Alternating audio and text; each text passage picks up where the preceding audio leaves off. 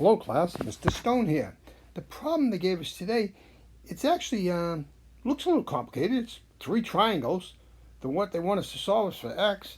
It's not even located near the first one or the second one, and it's far away from it. Can we solve this? Yes, we can. Like what I tell you on everything, just step back and look at it a little harder and say, hey, what are they giving me for things? And truthfully, they're giving it quite a bit.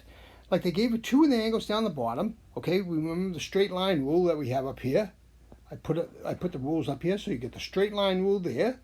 So you can kind of solve for these two with that straight line rule. So we can do that. We remember that this little mark here is 90 degrees.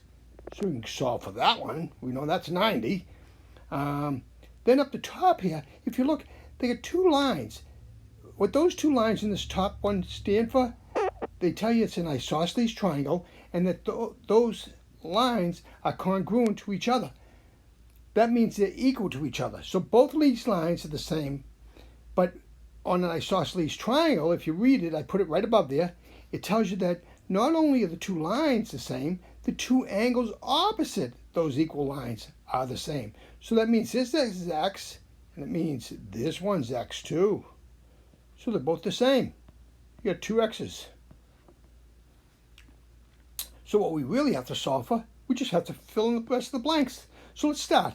So in the first one we got 180, straight line rule. 180 minus 114. We got a 6, and we got a 6.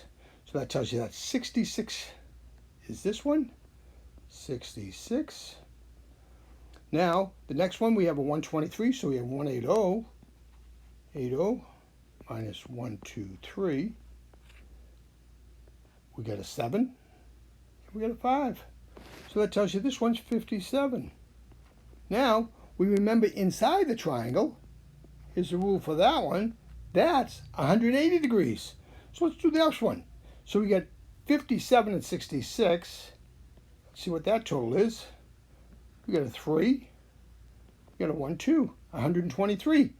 So we know the whole triangle inside, this whole thing, is 180 degrees. So you got 180 minus 123. We got a 7. We got a 5. 57 also. So that's 57 there. Now, we know, because of the opposite angle rule right here, that this angle here is 57 too. 57. We know this one was 90, so let's see. We got 57, 90 is 7, 147. So we know the whole triangle inside is 180. So we got 180 minus 147, 3. So we know this angle here is 33 degrees.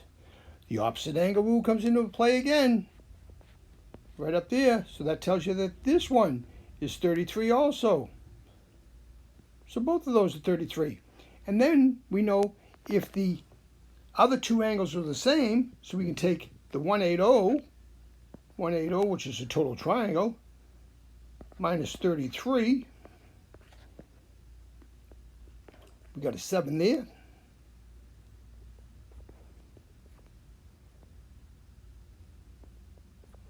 We got 147. Now there's two of them, so divide by 2.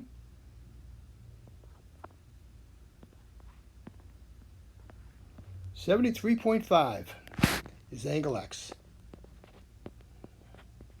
Square off my answer so the teacher knows, hey, that's what I picked. 73.5. Let's pull it all down here. And now what I do, because it did come up an odd number, you know, a lot of times they don't, I double check all your math. Go through each one of these again just to say, hey, did I do this right? Because most of the time they come up with even numbers, but not always, okay? If you like this video, give me a thumbs up and subscribe to my page. It'll help my YouTube ratings. Thank you very much. Have a great day.